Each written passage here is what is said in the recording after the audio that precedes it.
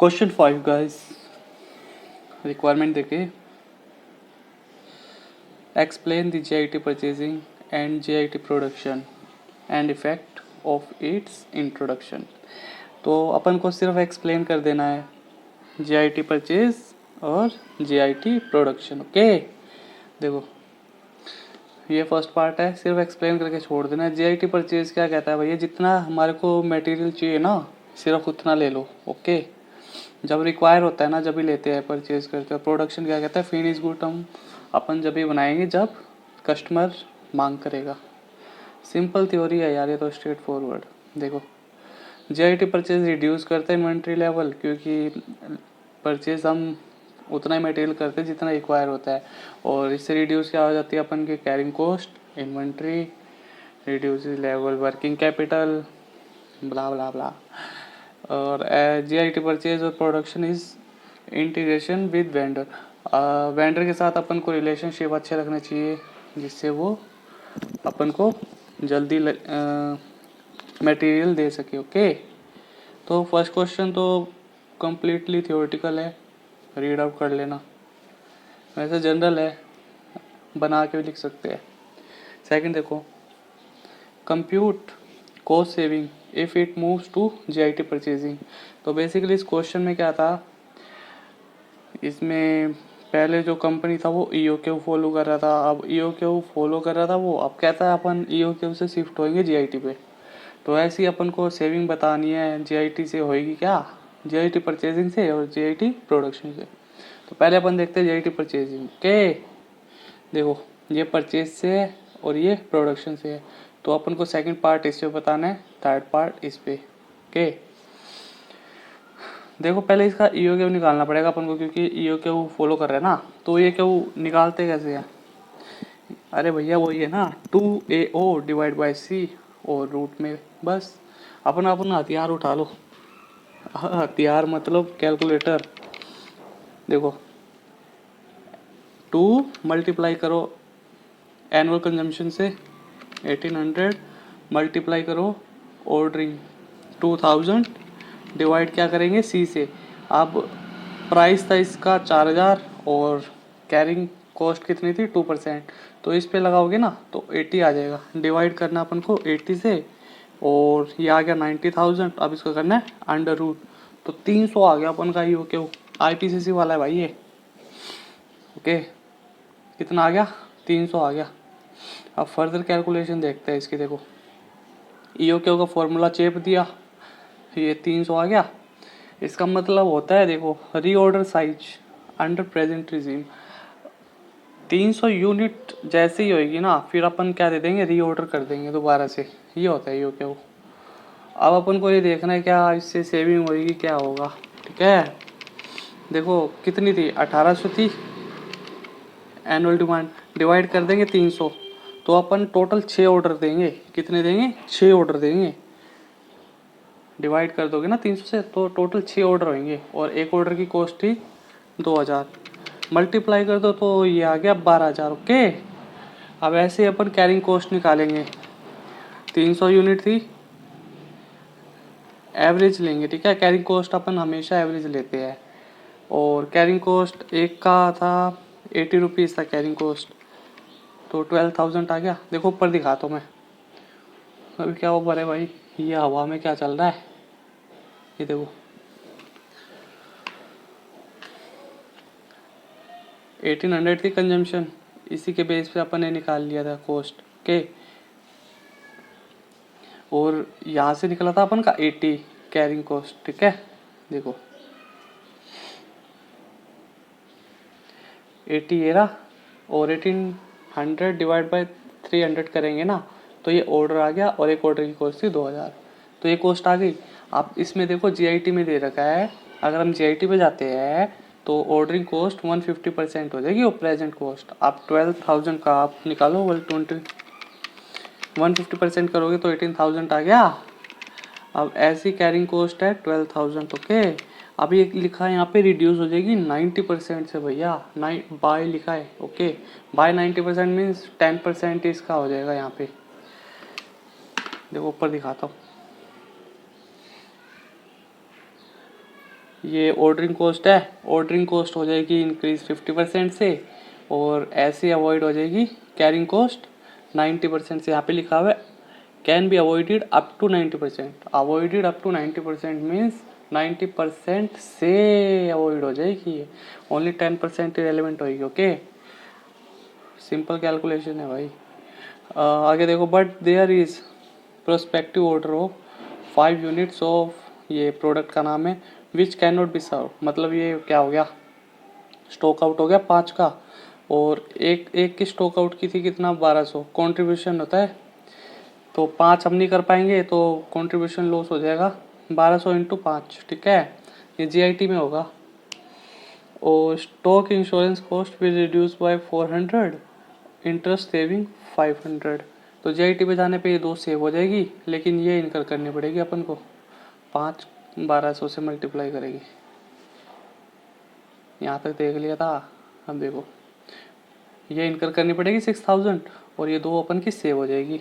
Okay, अब इसमें cost आ रही है एग्जिस्टिंग वाले में 24, इसमें आ रही है 24 300, तो 300 क्या हो गया, ज़्यादा आ रही है ना कॉस्ट जीआईटी में, तो अपन कहेंगे भाई not economically worthy to move GIT system. ये था परचेज। अब अपन देखेंगे प्रोडक्शन। ओके, प्रोडक्शन यार वैसे बिल्कुल सिंपल है, जो अपन का वो है ना मॉड्यूल वहीं से उठा रखा है, देखो प्रोडक्शन वाला 150 था, नॉर्मल है एवरेज प्रोडक्शन, ठीक है, और डिमांड है एक्सपेक्टेड 120 160 140 180। ये वैसे क्वेश्चन यार डिट्टो है बिल्कुल। ओवर टाइम कितना है 200%, और करंट में कितना दे रहे, 3 रुपये दे रहे हैं लेबर को, 200 कितना हो जाएगा, 6 रुपये हो जाएगा, और स्टोरेज कॉस्ट दे रखी 65। कैलकुलेशन देखो जब भी समझ आ जाएगा, याद आ जाएगा, मॉड्यूल वाला है ना। अब देखो जो करंट वाले में है ना, क्या हुआ, उसमें कैरिंग कॉस्ट इनकर करनी पड़ेगी अपन को। प्रोडक्शन 150 बना लेते हैं, ठीक है, क्योंकि यहाँ पे अपन क्या करते हैं, पुश को फॉलो करते हैं।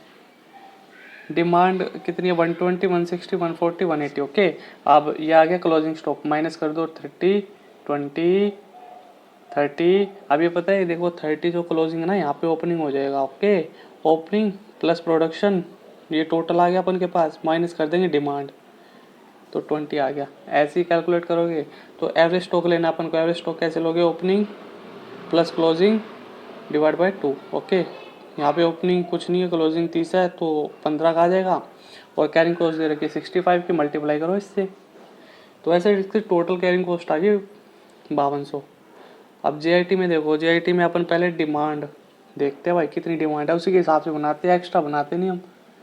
प्रोडक्शन कर दिया इसी के हिसाब से, और बोटल ने क्या थी 150, मतलब एवरेज नॉर्मल, तो यहाँ पे कोई दिक्कत नहीं होगी अपन को।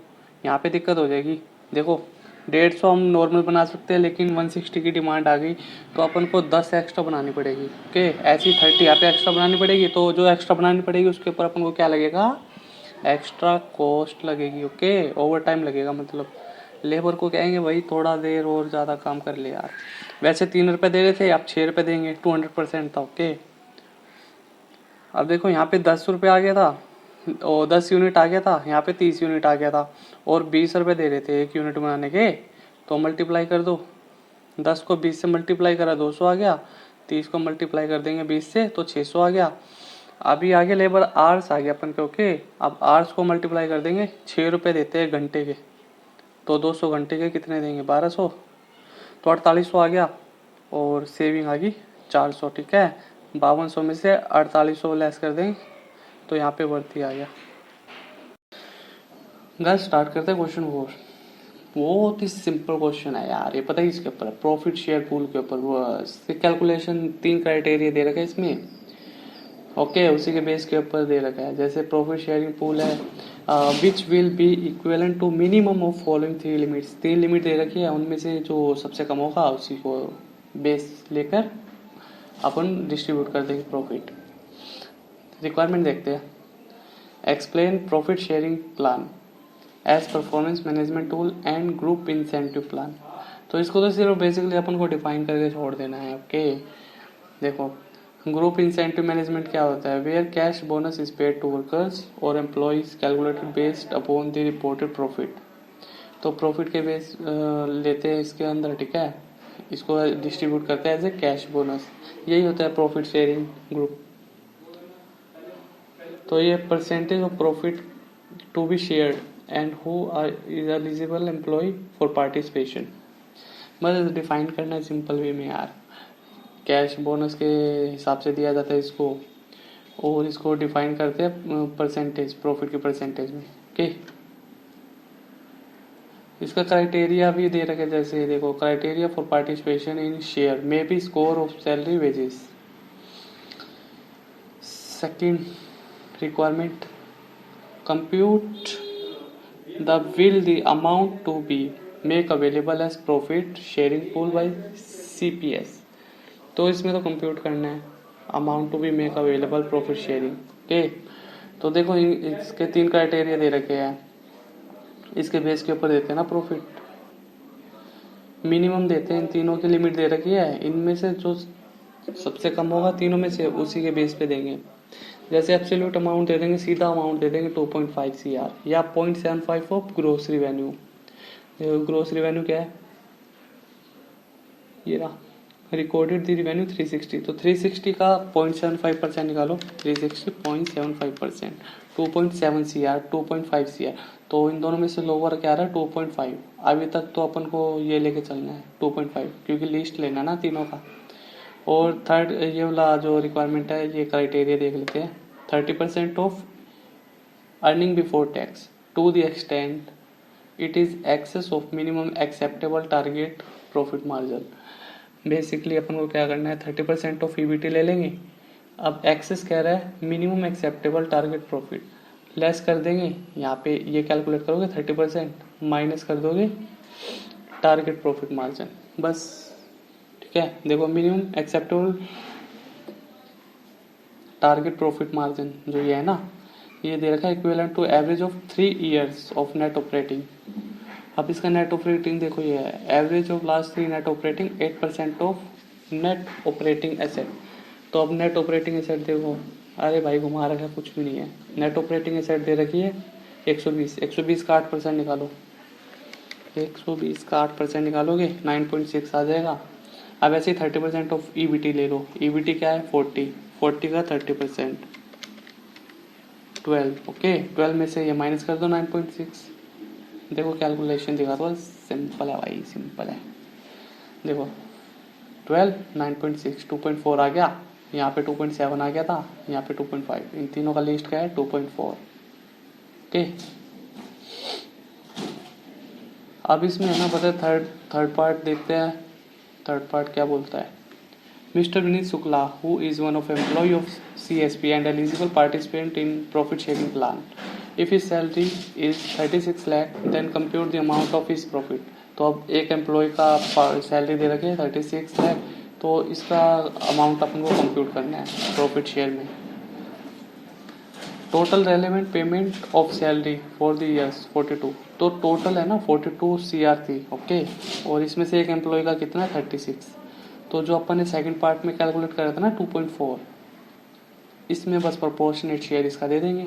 टोटल था 42, इसका शेयर था 0.36, बस कैलकुलेट कर लो।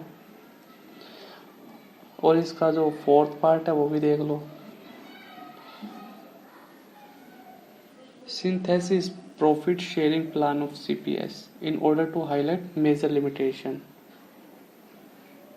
देखो profit sharing is a group incentive arrangement where each member of group will be participant in profit sharing in relation of either score। okay, total score के बेस पे मिलता है उनको incentive, but if share of profit pool is calculated based upon wages likewise in case of, जैसे यहाँ पे salary के base पे दे देते ना, then a worker who may be underperforming getting the share despite his performance is not acceptable।